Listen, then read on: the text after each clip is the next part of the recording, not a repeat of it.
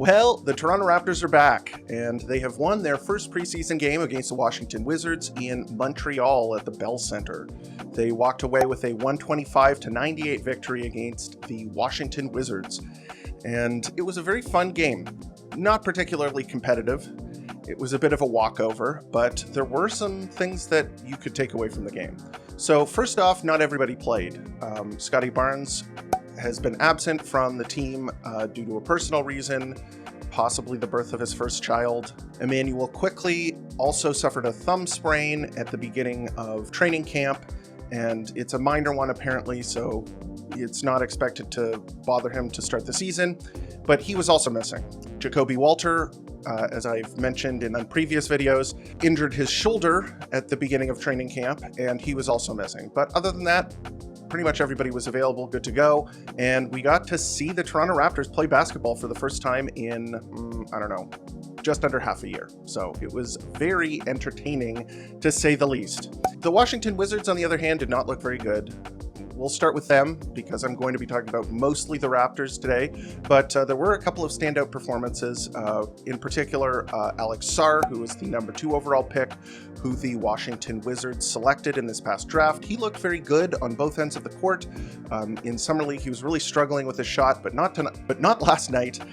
He shot 3 for 4 from three-point range and finished with 15 points, 3 rebounds, 4 assists, and 1 block. He looked pretty good for them. I'm not a huge fan of Jordan Poole. I think he plays the game the wrong way, but he did have a pretty decent game on the offensive end with 16 points on pretty good shooting. Kyle Kuzma went 1 for 7. I think he's an okay player, but he didn't have a very good night. And Bilal Coulibaly, who is kind of the up-and-comer on the Washington Wizards team, had a decent night as well with 10 points and filled up the stat sheet, as he usually does when he gets enough playing time. So enough about the Washington Wizards. I don't think they played very well, but let's talk about the Toronto Raptors. Yep, that's why you tuned into this little video. So we're going to be concentrating our efforts on finding out who played well, who didn't, kind of digging up what the case was with the Toronto Raptors. So let's start right off the bat with the most impressive player, RJ Barrett. And RJ Barrett played for 14 minutes, and he had 17 points in those 14 minutes. 14 minutes seems a little low, and you would be correct because he suffered what seems to be minor shoulder injury on a screen collision with Jonas Valanciunas. So Jonas Valanciunas, he's still mad at us for trading him, but hopefully it's not major. Hopefully he's able to bounce back quickly from it because, oh my goodness, did he ever have a fantastic game for the Toronto Raptors last night. He scored 17 points on 7 for 10 shooting with 3 of 4 from three-point range. And there's something notable that I mentioned during the game and afterwards was how much faster RJ Barrett's release was on his three-point shot, because that was one of the things that I noticed when drilling down on the game tape of him for my deep dive, which you can watch on my YouTube channel. Just give that a look. But he struggled when it came to contests, because he had a slow windup and a slow release, but not last night. In fact, I commented on it. It looks like he's really sped that release up, and it paid dividends. He splashed those threes. And when he got into the paint, he got his man on his hip. As we saw last season, he is a pretty elite finisher around the rim. He has a very deep bag. When he gets his guy on his hip, he can get to the basket, especially going left, and put the ball on the glass and finish, which he did a number of times. So he looked fantastic. Prayers up to RJ. Hopefully he is okay with that shoulder. In the starting lineup, another guy who impressed, but it was more of a mixed performance, was Grady Dick. And I really, really liked how much pop he had driving the ball. He had 10 points on 5 of 9 shooting. Unfortunately, he was 0 for 4 from 3, so hopefully he doesn't have another start like he did last season. But, you know, it's just preseason. I'm not too worried, but I was impressed by his ball handling ability, his ability to attack off of the dribble. I think that he did a really interesting job defensively as well. He had a number of good rebounds, good contests. He stayed with his man. He didn't get back cut like I heard was a problem in practice. But yeah, I was very impressed with Grady Dick. Jakob Poeltl, we all know what Jakob Poeltl can bring when he's healthy. He was fantastic defensively. He shut down Jonas Valanciunas on the defensive end, and pretty much the entire Wizards team really struggled to score They couldn't get anything going to the basket. Their pick and rolls didn't work. And a lot of that is due to the stalwart rim defense and also pick and roll defense by Jakob Poeltl. He didn't really score very well. He missed a couple of layups, but you know, he has a long track record of having good hands, so I'm not too concerned, but I was impressed by his performance. Now let's talk about the mixed bag guys in the starting lineup. So we'll start with Davion Mitchell. Davion Mitchell had 4 points on 2 of 4 shooting, so not bad in that department. He didn't even, he shot 0 for 2 from 3.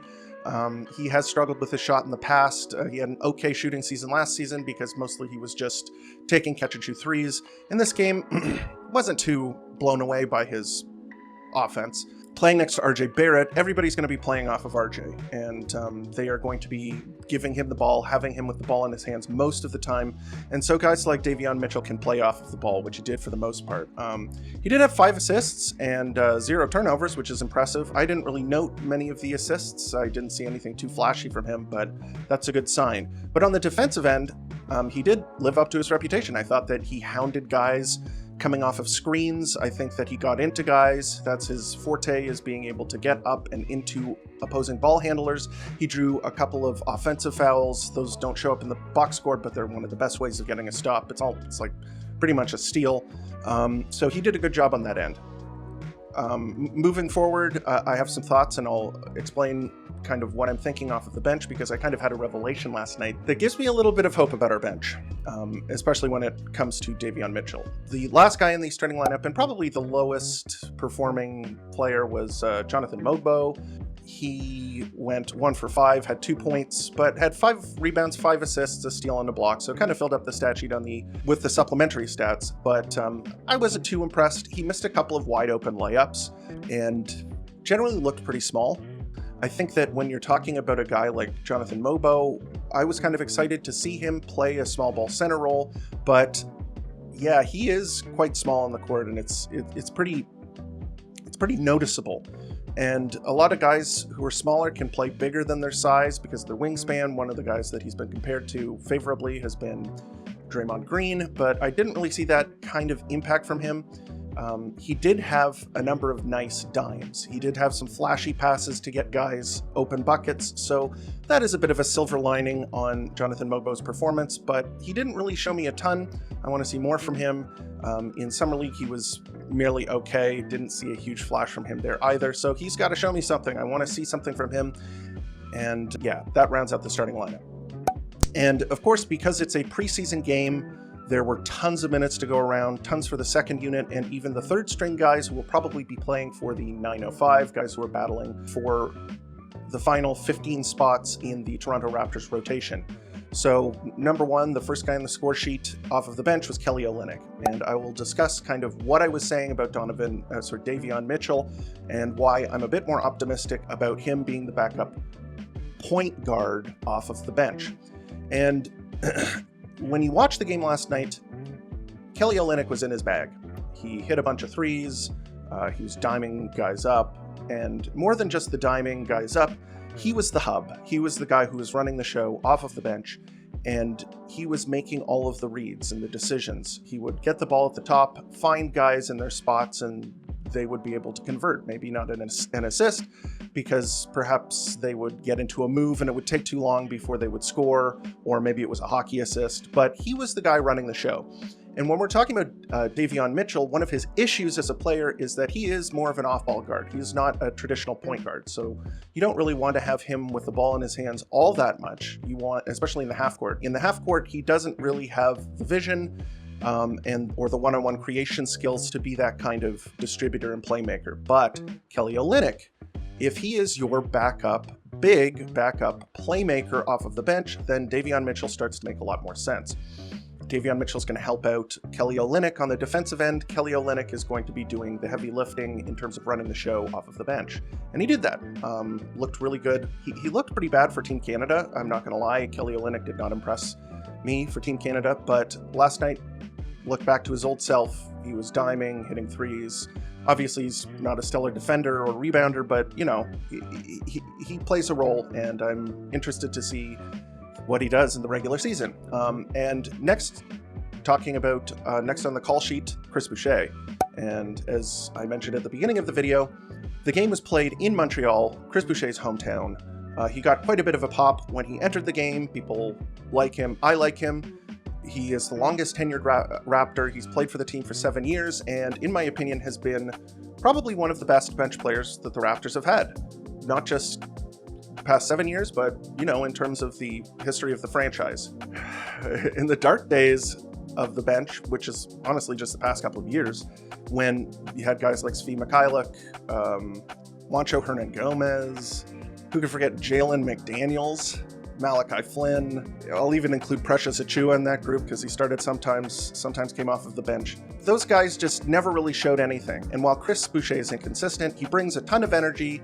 He plays with spirit, panache, swashbuckling type of player, attacks the rim, doesn't mind shooting shots, even if he's the king of the no, yes shot, where he takes a really kind of questionable shot, but it goes in anyway. Yeah, he played great last night. He did his thing, crashed the glass, caught lobs, hit threes. He's a surprisingly solid ball handler in transition. He avoided a strip. Yeah, I thought he played a really nice game, and it was really a crime last season, especially when the Raptors were so thin, that he didn't get more minutes. I think that he has been a pro for the Toronto Raptors, and just because he didn't fit into Darko's system and kind of he is a bit of a play breaker, I think that he gives you just like enough energy and enough spirit and enough daring do that you want to put him in the lineup, give yourself some fresh legs and a pick-me-up. So I think that Darko would be wise to play him a little bit more this season, and I was impressed by him last night. Another player who really wowed me, and I'm kind of burying the lead here because I think that he was maybe the story of the game after RJ Barrett, was Jamal Shead. My goodness, he played so well. He was very quick with the ball in his hands. I remember there was one point in either the second or third quarter where he caught the ball at one end of the court, sprinted down the other end of the court, beat his man, and took it right to the rim for a layup. That was fantastic. He had another drive where he got past his man, met the help defense at the rim, and then scored a circus layup. God, he looked incredible. And the most intriguing thing that I saw from him was just the speed. When you're a guard in the NBA, and especially a backup guard, your role is to get in there, mix it up, create chaos, set your teammates up, and also score. And for the past couple of seasons, we've been dealing with Malachi Flynn in that role, and he's just the complete opposite of that archetype. He's very cautious. He defers to other players a little bit too much. He's not a shoot first guy, and really did not get 2 feet in the paint very often. Jamal Shead, on the other hand, he was driving it right down the Wizards' throat every single play. And that's just on the offensive side of the ball. On the defensive side of the ball, my goodness, he was fantastic. He had 3 steals and drew a number of offensive fouls. I counted 2, it might have even been more. So yeah, not enough superlatives to talk about this guy. He's really impressed me. Maybe the Toronto Raptors have a steal on their hands here after the first game of the preseason. But yeah, I was impressed by his play, and I'm excited to see more. There were a couple of other guys. Jamison Battle continued his fantastic 3-point shooting. And in the Summer League, that's how he earned a camp invite, was just banging threes. And he continued to do that. He's a big guy, tall player. Looks to me, I think he's like 6'7", 6'8". He can, that makes it a lot easier to get your shot off, and he doesn't seem shy. And every time I watch him, he just scores a bunch of threes. If he became part of the Toronto Raptors rotation and played a little bit more for the big club, I wouldn't be surprised, because that skill is just, teams need that. And if he can just bang threes, you know, hey, I could see him playing for the Toronto Raptors this season. Ulrich Chomche played last night, and he was a mixed bag, big mixed bag, because he had a super Hulk rebound and he scored, and he's so huge, and you can see the thought process going on with him where you're like, ooh, okay, this guy has a little bit of something going on with the ball in his hands. But unfortunately, he is so raw. He's just so steak tartare. The guy is unbelievably raw. He committed 3 turnovers, had 4 personal fouls in 6 minutes. So yeah, trying to do a lot. Exciting looking prospect. You can see why Masai was excited about him. He has the tools for sure, and you can tell that there's something going on up here. And he has the tenacity that you want from a big man. Like, he's trying to do stuff. He's not just, you know, sleepwalking around the court. So I see the potential there, but he needs some big time seasoning, and he'll get that this year. He's probably going to play for the 905 for the majority of the season. I'll mention Ochai Agbaji. He's kind of the forgotten man in terms of the Toronto Raptors wing rotation because they traded for him last season, and not a lot has been made about him entering this season, and it's because he didn't play well last season. Didn't shoot the ball very well from three. He looks tentative when he plays, and I even sort of called him out during the game because he's still doing that thing where he's passing up open threes, which I don't like. I think he should just pull the trigger almost every time he's open in the corner, and he still tries to drive maybe a little bit too much for my taste. But I have to hand it to him. He had a decent game.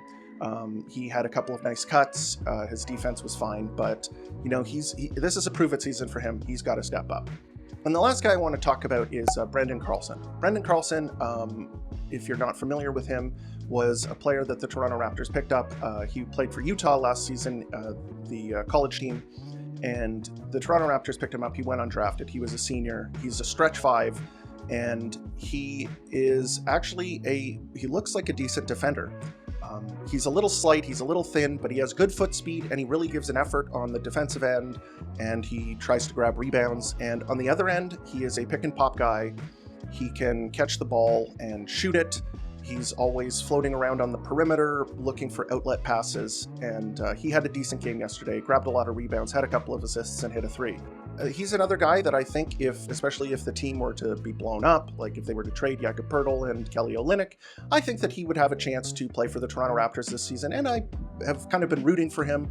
I like the fact that he's a stretch big. The Toronto Raptors really need a guy who can stretch the floor for Scottie Barnes and other players, and if he can come off of the bench, hit some threes and play some defense, then I think that there is potential for him as a role player. In terms of the game itself, it was really just a stomp from beginning to end. The Toronto Raptors outclassed the Washington Wizards, who looked pretty abysmal. The Washington Wizards really did not have an answer for any of the Toronto Raptors plays. The Raptors looked on a string on the offensive side of the ball. Everybody looked well drilled in terms of the plays.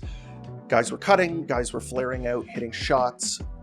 There was a lot of great self-creation from RJ Barrett and Grady Dick, and even with missing Scottie Barnes and Emmanuel Quickley, the Toronto Raptors just kind of cakewalked over the Washington Wizards, who I assume will be one of the worst teams in the league this season. And I hope you enjoyed watching the Toronto Raptors spank the Washington Wizards, because they will have an opportunity to do that again on Friday. So pretty long layover there, about a week. They will be in Washington, and they will be playing them at 7 o'clock on October the 11th. And we'll get to see more of this group. Hopefully by that time, RJ Barrett and Emmanuel Quickley will be good to go because of their injuries. They apparently are not that severe, so hopefully they can play. And Scottie Barnes did return to the team after his personal absence, and perhaps we will be able to see him there as well. And maybe we'll see a full starting lineup with Scottie Barnes, RJ Barrett, Emmanuel Quickley, Jakob Poeltl, and Grady Dick all playing at the same time. That would be nice, just to be able to see what we can expect from them this season.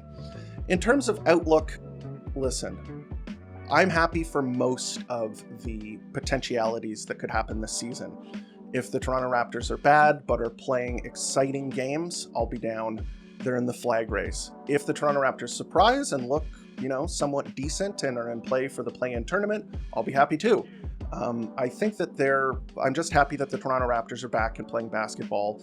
I'm sure you are too if you're watching this podcast like a real sicko. You are definitely hooked on the Toronto Raptors, and I'm glad that you watched to the end of this video. I hope you enjoyed, hoped it was informative, and as always, thanks for tuning in to Raptors Report, your source for in-depth Raptors content.